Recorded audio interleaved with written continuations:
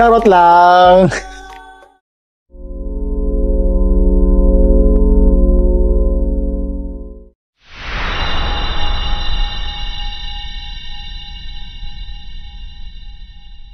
Isang mahiwagang gabi, mga House of Law, lalo na sa mga kumukuha ng 2025 bar exam. Panahon na naman para basahin ang mga bituin, pakiramdaman ang mga elemento at tuklasin ang mga hula. Pero bago ang lahat, ipapakilala ko muna sa inyo ang aking apprentice, ang nag-iisang walang katulad na si Princess. Princess? Hello sa iyo, Master, at hello rin sa inyong lahat. Maraming salamat at kinuha mo ako sidekick. On leave of absence kasi ang dati kong madam. Pahinga daw muna siya. Tulad ng dati, ako ay nasasabik sa gagawin natin ngayong gabi, Master. Sana ay makatulong tayo sa libo-libong mga examinee ng 2025 bar exam, lalo na sa subject na civil law. Yun nga, Princess, nasa ibang dimension ngayon si Madam, kaya tayo muna. Aalamin natin kung ano ang posibleng itanong sa civil law bar exam. At para tulungan tayo, heto ang mga charot card. Pero paano kaya hinulaan ng charot cards kung ano ang itatanong sa exam? Ang mga charot card ay nagbabase sa mga energies at intentions. Ipinapakita nito mga pattern at posibilidad. Ginagabayan ka sa paggawa ng desisyon at binibigyang lakas kang kumilos at baguhin ang iyong direksyon. Sa pagkakataong ito, ang mga hula niya ay base sa 2025 bar exam syllabus sa civil law, mga Supreme Court decisions na sinulat ni Justice Amy Lazaro Javier at mga madalas na itanong ng mga profesor sa law school katulad mo, Master. Maraming salamat, Princess, sa iyong paliwanag. Sana nga magkatotoo ang mga hula ng mga charot card. Kaya huwag na nating patagalin pa, hulaan na natin kung ano ang lalabas sa 2025 Civil Law Bar Exam. Ayan na, the fool reversed. Hindi lang basta tanga, kundi awol sa responsibility. Ayon dito sa baraha, ang posible itanong ay psychological incapacity as ground for nullity of marriage, Tan Andal versus Andal. Estela versus Perez. Halimbawa, Juan filed a petition to nullify his marriage, citing his wife's chronic emotional detachment and refusal to care for their children. He presents lay witnesses but no psychologist. Should the marriage be declared void? Lovers, Princess. Lumabas si The Lovers. Pero teka, hindi legit yan. Live-in lang. Ang nababasa ko dito sa barahang ito ay property regime of unions without marriage. Halimbawa, two persons cohabit without marriage. One died, the survivor claims half of the property. Is the survivor correct? Sa susunod na card, the world. Ayun, global vibes. Divorce abroad? Hindi automatic yan, Master. Dapat patunayan na valid sa bansang pinanggalingan. Exactly. Ang nararamdaman ko sa baraha ay recognition of foreign divorce. Halimbawa, a Filipino woman obtains a divorce abroad against her foreign husband. She now seeks to remarry in the Philippines. What must she prove in her petition for recognition of foreign divorce as ruled under Republic versus Manalo and Anido versus Republic? Sa susunod na baraha, the Magician, Princess. Apa, nag-magic trick. Ang asawa, tinago ang sterility. Ito ang posibleng lumabas na tanong. Voidable marriages under Article 45 and 46 of the Family Code. Halimbawa, a spouse discovers post-marriage that her partner is sterile and he concealed this fact. Is this a ground for the annulment of the marriage? Death card. Pero wait, hindi ibig sabihin patay agad ha? Oo, baka nasa Boracay lang, naka-happy hour, at iba kasama.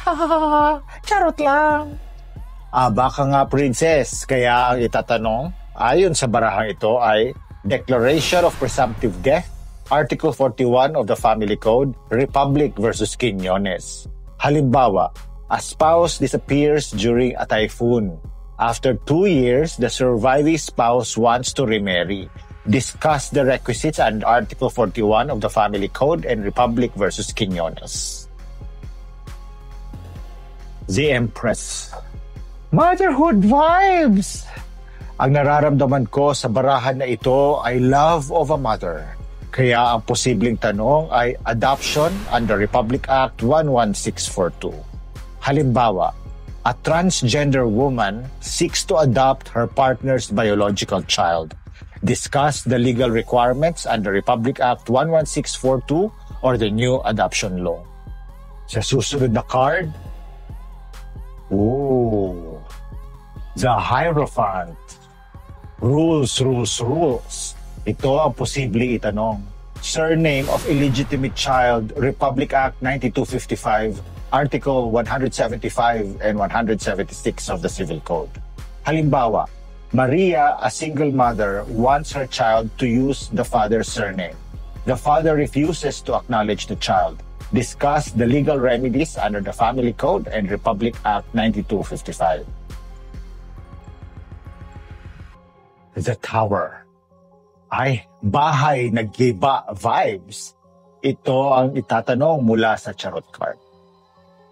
Builder in good faith, lessee's rights to the improvements, Article 448 and 1678 of the Civil Code. Halimbawa, a lessee builds a house on leased land. The lessor refuses to reimburse or allow removal, claiming that the lessee is a builder in bad faith. What are the rights of the lessee? Apply Article 448 and 1678 of the Civil Code. Sa susunod na card, Strength. Pwede mong paalisin magnanakaw ng mangga. Pero huwag sobrang beast mode. Baka ikaw pa kasuhan. Ang baraha ang magbe-beast mode sa'yo, princess, dahil ito daw ang lalabas na tanong. Doctrine of Self-Help, Article 429 of the Civil Code. Halimbawa, X finds Y harvesting mangoes from his tree. He forcibly drives Y away. Discuss the doctrine of self-help under Article 429 of the Civil Code. Sa susunod na card, Justice. Ito ang sabi ng baraha. Quieting of title and imprescriptibility, Tensuan versus Vasquez. Halimbawa, a person in possession of land for 30 years faces a claim from a newly registered title holder. Can he file an action to quiet title? Has the action prescribed? Apply Tensuan versus Vasquez. At ang sunod na card, Judgment card. Kung forest land, balik gobyerno yan. Tama, hindi mo pwedeng nakawin ang Sierra Madre, hello? Kaya ito ang tanong na nahulaan ng judgment card. Reversion of public lands, Vines Realty versus RET. Halimbawa, a private corporation acquires land later found to be forest land. The OSG files for reversion without DNR certification. Is the action valid? Apply Vines Realty versus RET. At ang kasunod na card, the Star. Pero Master, hindi lahat ng shining and shimmering ay splendid. Tama, sabi ng baraha, ito ang lalabas na tanong tungkol dyan. Preterition and partial annulment, Article 854 of the Civil Code. Halimbawa, a testator omits his legitimate child in his will but includes his spouse and siblings. Discuss the effects of preterition and discuss also the surviving spouse's rights. Six of Pentacles. Equality ang tema. Ang nararamdaman ko sa barahan na ito ay collation, Article 1601 and Article 1073 of the Civil Code.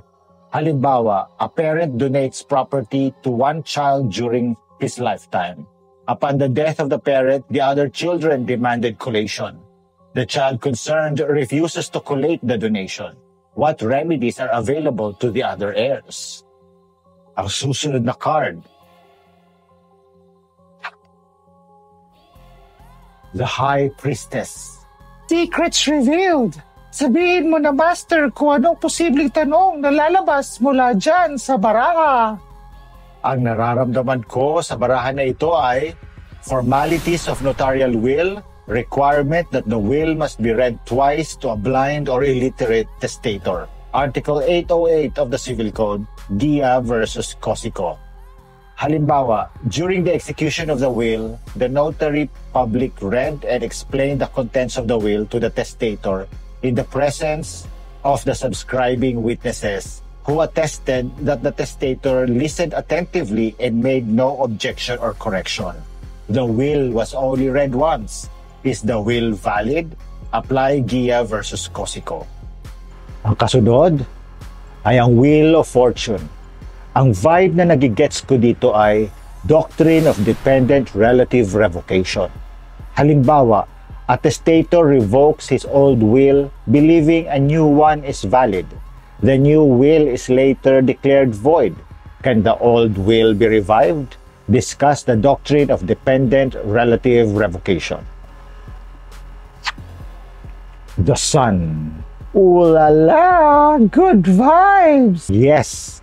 At ang posibleng ilabas o lalabas na tanong ay recognition of illegitimate child in a revoked will, Article 834 of the Civil Code.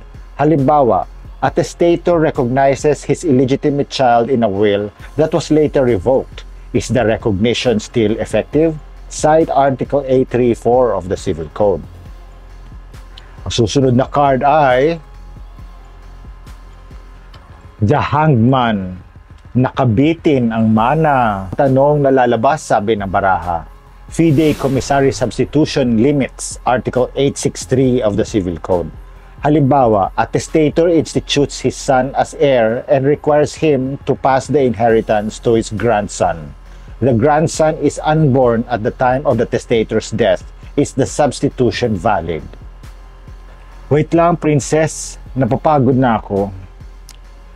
No! Wala akong mapapagod. Tuloy ang laban. Hala, Master, magbalasa ka na dyan. Walang titigil. O siya, tuloy na ang pagbalasa. So let's begin again the swimsuit competition with Miss... Charot lang. Ang susunod na card ay Page of Cups. Ay, literal na bata. Ang itatanong, sabi ng baraha ay contract with a minor. Halimbawa, a minor enters into a contract for online tutoring services. Is the contract valid, void, or voidable? Ang susunod na card ay Seven of Swords. Aba, ninja vibes. Fake sale para iwas tax? Posible. Ang nararamdaman ko mula sa baraha na ito ay simulation of contracts, De La Cruz versus Dumasig. Halimbawa, a couple executes a deed of sale in favor of a child to avoid estate tax later, but they never intended to transfer ownership. Is the sale valid? Apply De La Cruz versus Dumasig. Ang susunod na card ay Temperance. Chill vibes. Natural obligations. Article 1424 of the Civil Code. Halimbawa, a debtor pays a prescribed debt voluntarily. Later, he demands reimbursement, saying that he has changed his mind. Is he entitled to recover? Ang susunod na card ay Ace of Pentacles. Magbayad ka ng utang. Kaya ang sabi ng baraha na ang lalabas sa tanong ay the shown in payment and applicability of the law on sales. Halimbawa, a debtor conveys a car to his creditor to settle a loan. Later, he claims the car was sold below market value and calls it void. Can the debtor recover the car that he transferred to his creditor? Ang susunod na card ay Two of Wands. Action speaks louder than words. Tama. Kaya ayon sa baraha, ang posibleng tanong ay unenforceable contracts and statute of frauds. Halimbawa, a verbal agreement to sell land is partially performed. The buyer paid and took possession. Can the contract be enforced despite the statute of frauds? Oops. The devil trickery alert. Ano daw, Master, ang lalabas na tanong?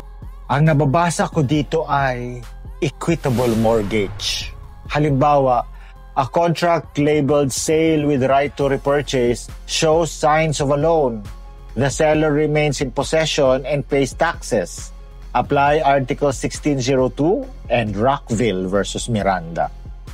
Ang susunod na card ay Ten of Pentacles. House card. Yes, kaya ito ang lalabas na tanong ayon sa baraha. Maceda law.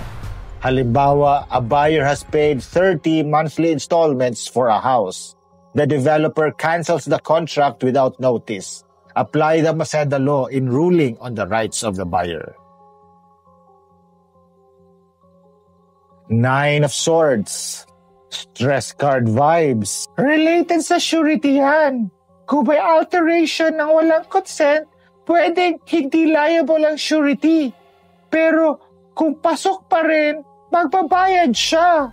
Sorry. Like, oh my God, sorry. Ang arte princess ha? Anak ka siguro ng contractor, no? Charot lang. Ito ang lalabas na tanong ayon sa card. Surety's liability, material alteration, Subic Bay versus Western Guarantee.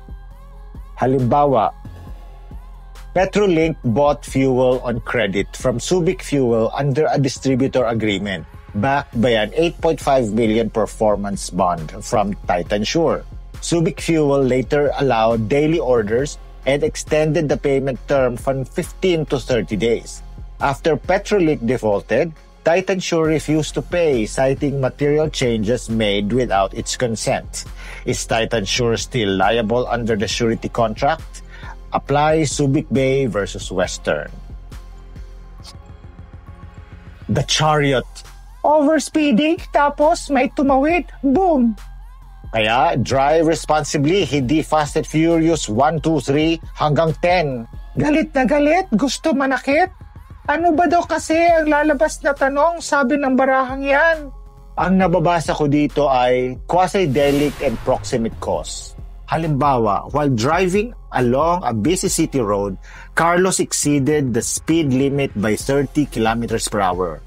A pedestrian, Lito, suddenly crossed the street outside of a designated crosswalk. Carlos attempts to brake but hits Lito, causing serious injuries. Lito sued Carlos for damages under Article 2176 of the Civil Code, alleging negligence. Carlos argues that Lito's own recklessness was the proximate cause of the accident. Is Carlos liable? Discuss negligence and proximate cause of the injury. Ang next card ay ang Hermit reversed. Hindi enlightenment, ghost ang naiwan. Receipt sa locator? Ang nababasa ko dito ay medical negligence, res ipsa loquitur, professional services versus Agana. Halimbawa, Natividad underwent abdominal surgery performed by Dr. Santos. Days later, she suffered complications and was found to have 2 surgical gauzes left inside her body. Despite further treatment, she died from sepsis. Her husband sued Dr. Santos for medical negligence. Is Dr. Santos liable? At ang panghuli ay 5 of Pentacles. Kawawa card? Hindi naman. Ang tanong na lalabas sabi ng baraha ay damages, Arsinu versus Baon. Halimbawa, Oscar sold his ACLC franchise to Alice for 85,000 pesos without securing prior approval from the franchisor, as required by their agreement. Alice incurred additional expenses preparing the school, but ACLC later rejected the transfer and terminated the franchise. Is Arsinu liable to Alice for damages? Apply Arsinu versus Baon. By candles glow and cards reveal, the veil is lifted, truth made real. What's shown is gift, not fate's decree. The path is yours, the soul is free. We take the signs, the sacred art, for wisdom whispered to the heart. Now close the deck, The circle ends with peace, with grace, as light ascends. That's it guys, the predictions for the 2025 Civil Law Bar Exam. Syempre, mga hula lang yan. Tulad ng sinabi ni Zinaida Seva, hindi hawak ng bituin ang ating kapalaran. Ang mga bituin ay gabay lamang. May free will tayo, gamitin natin ito. Tandaan, walang itatanong na hindi nyo pa alam. You know the law better than the rest of us. Mas may alam pa nga kayo kaysa sa amin. Your preparation and sacrifices over more than 4 years will carry you to success. Now, regardless of how many predictions come true, I hope you enjoyed this video as much as I did making it. Sana ay naaliw ko kayo para maibsan kahit konti ang inyong kaba. And with that, our session is done. Goodbye, mga ka-House of Law! Thanks, Princess. So see you again next year, ha? But I hope to see you again soon, guys. Lagi tatandaan, isip ay buksan, alamin ang batas. This is the House of Law. Bye, guys!